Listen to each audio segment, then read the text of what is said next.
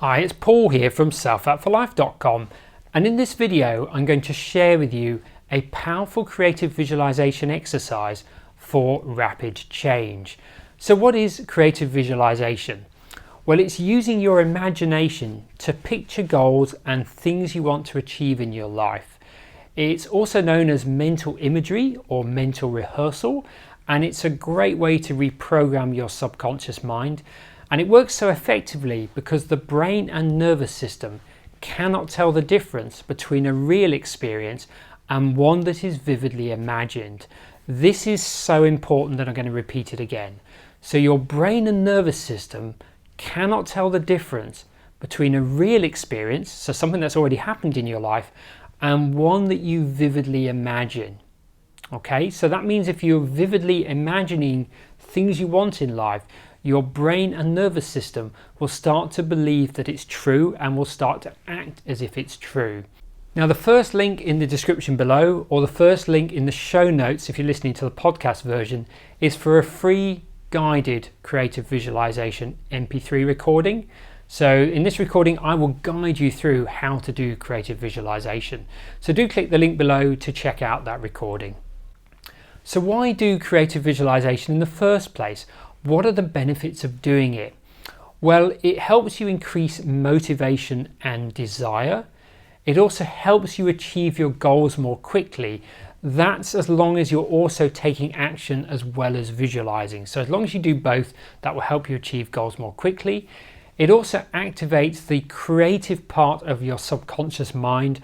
I like to call this the ideas machine. So you'll come up with other ways of achieving the goal that you wouldn't have thought of otherwise. It also influences your RAS, that's your reticular activating system. That's the part of the brain that tends to notice people, resources and circumstances that are going to help you achieve that goal. Now, the reticular activating system is that part of the brain that often comes into play when you've just bought a new car and you're driving home and you're noticing all these other people who have the same car as the one you've just bought, and often the same colour as well. Now, the reticular activating system is very useful in helping you achieve goals, and I've covered this in another video that will appear up here right now. Now, creative visualization will also help you feel inspired and take inspired action. So you'll feel much more inspired to do the work rather than having to rely on that sense of willpower. So as a result, you achieve far more, and you achieve it far more enjoyably when you're taking inspired action. Creative visualization also helps you change your sense of identity and increase your self-image. And when you do that, you'll find that your beliefs about you, beliefs about the world, beliefs about what is true and false begin to change as well. And also what you feel you're good at and what you feel you're bad at begins to change too. And it also influences what you feel is possible and not possible for you. And it begins to influence the actions that you take both at a conscious level and an unconscious level. So when you use creative visualization to change your self-image and change your sense of who you are, then that begins to ripple down into other things such as your beliefs, your values, your actions and behaviors as well. Now, I reckon there is a good chance that you're already doing creative visualization. Just think about planning your next holiday. So you take action by booking your flights, booking your accommodation and booking tours. And then you start to visualize what it might be like, visualize what the destination might be like, visualize what the hotel might be like, visualize who you might meet on the tours and the kind of places you might go. So you're already using creative visualization. So what I'm going to do in this video is help you use creative visualization for other areas of your life and also to achieve other important goals in your life as well. So now you know what creative visualization is and you know the benefits of doing it. Let's get into the how. So firstly, you want to find a nice, quiet, relaxing space where you're unlikely to be disturbed for a few minutes. Once you've done that, think about what you want to visualize. So what is the goal of this visualization session? And what I recommend is that you just have one specific goal for each visualization session. You can always do other visualization sessions for different goals, but keep the focus of each session to one specific goal. So what might that be? It might be becoming better at a skill or becoming better at a sport. It might be visualizing having more money or visualizing being more successful in business. Maybe you have some health challenges and you want to visualize your body healing in some way or overcoming those. Maybe it's around an intimate relationship, either meeting someone or maybe visualizing your existing relationship improving in some way. So there's lots of different things you can visualize. And once you've done that, set a timer for the amount of time you have available, so maybe 5 minutes or 10 minutes, and then go through this process, which is basically a modified version of the process that Jack Canfield uses, and it consists of 4 steps. So step 1 is to relax your body and mind. The reason for doing this is you want to slow down your brain waves from the beta level down to the slower alpha level. This is more like a meditative state, and it feels very relaxing, and it's also a better learning state as well. And when you're in this state, you can influence your subconscious mind much more powerfully than in the normal waking state. So a couple of ways to do that. Firstly, you can be guided by my rapid relaxation exercise, which I cover in a video that will appear up here right now. Or secondly, you could just practice deep breathing for 2 or 3 minutes. So just practice taking a long, slow, deep breath in, followed by a long, slow, deep breath out. So step 2 is to visualize disassociated. So what does that mean? That means that you're seeing yourself in the visualization as opposed to seeing it through your own eyes.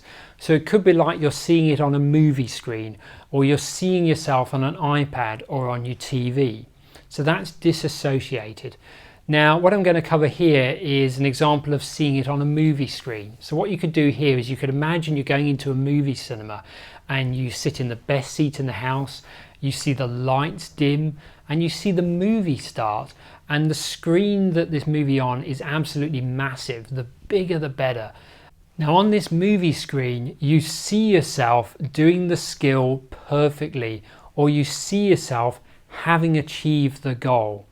And you want to make it vivid and detailed. Now when you first start visualizing, it will seem a little bit hazy, but like any skill, it will get better with practice. But the more detailed you can, the better.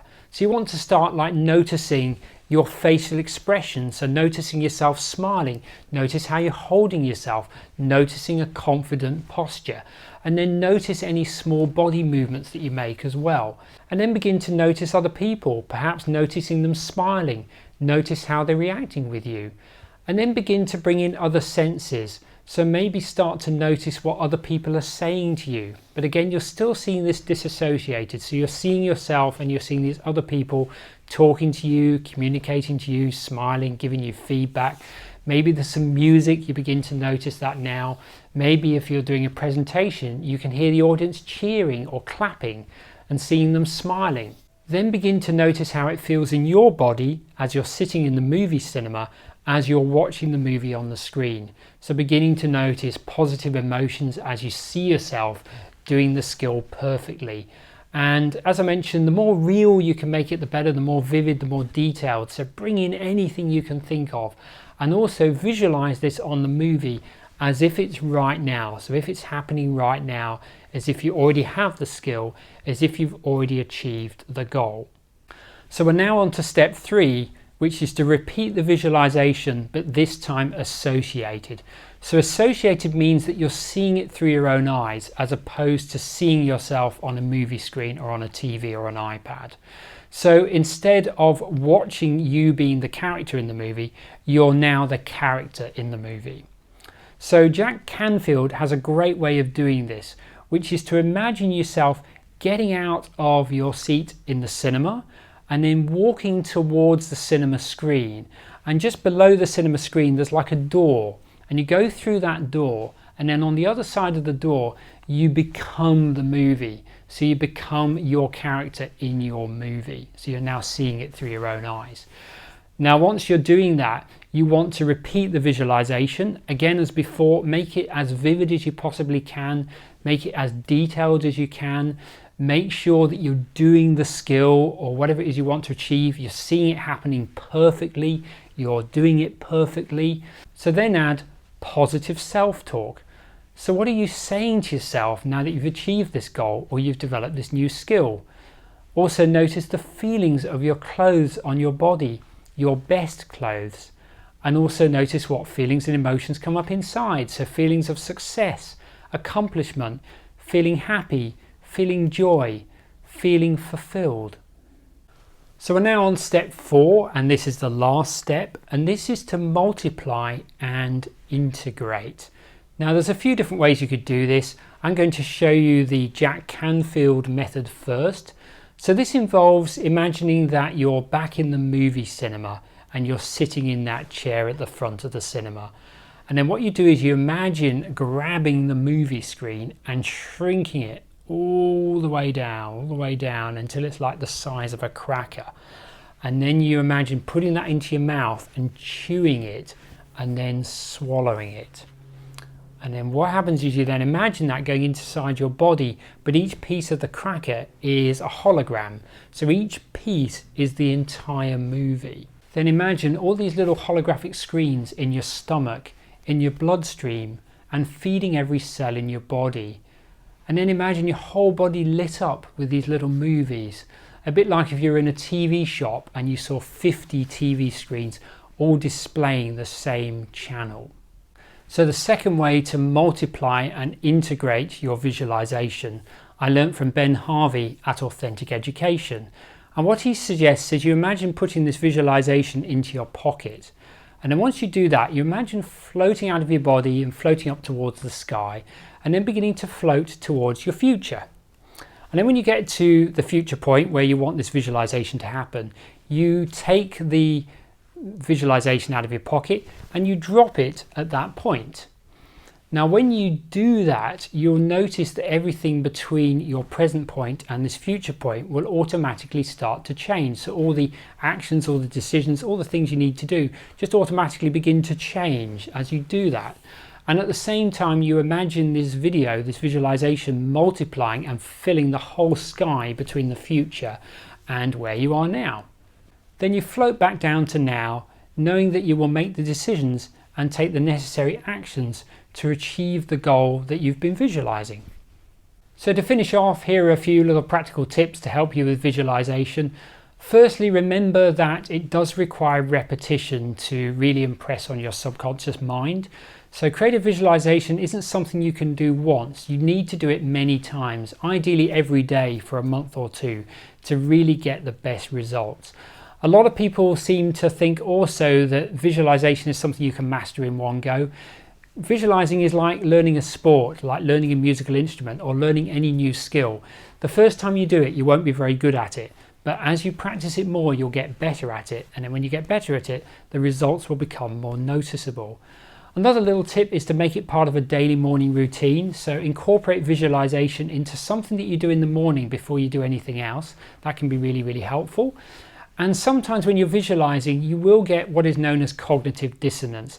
This is when another part of your brain starts to question whether this is really going to work, start to question whether you really deserve the thing that you're visualizing. And that's normal, but as you keep visualizing and as you do it more and more, you should notice that that cognitive dissonance should start to reduce.